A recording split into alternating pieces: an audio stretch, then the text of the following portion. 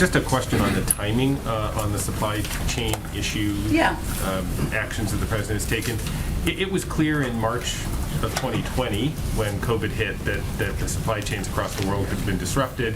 Even as the sort of work to fight back against COVID proceeded, it was crystal clear that things were not improving on supply chain. People couldn't get dishwashers and furniture and treadmills delivered on time, not to mention all sorts of other things.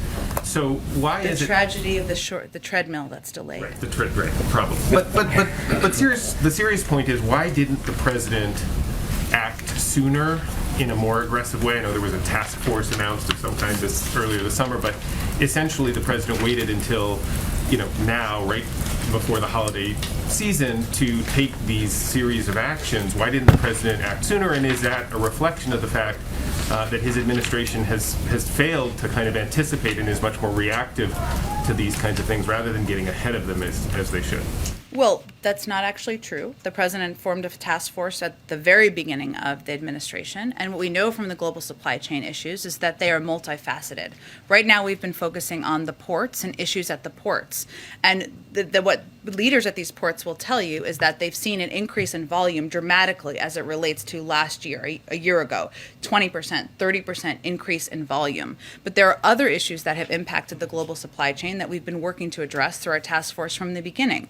One of them is the fact that manufacturing sites around the world have been shut down because of COVID. We've been working to be the largest supplier of COVID vaccines to countries around the world for a range of reasons. It's morally right, but also to help address those global supply chain issues and the impact that manufacturing and the slowdown in manufacturing can have on the global supply chain. Another issue that people will tell you, and you've done some reporting on, many of you, is the shortage of drivers that we have seen, and there's been some reporting on it recently, but this has been an issue throughout the course of the year. The DMV, has expedited their approval of commercial driver's licenses. In 2021, an average of 50,000 commercial driver's licenses and learning permits have been issued each month, 60% higher than 2021 numbers.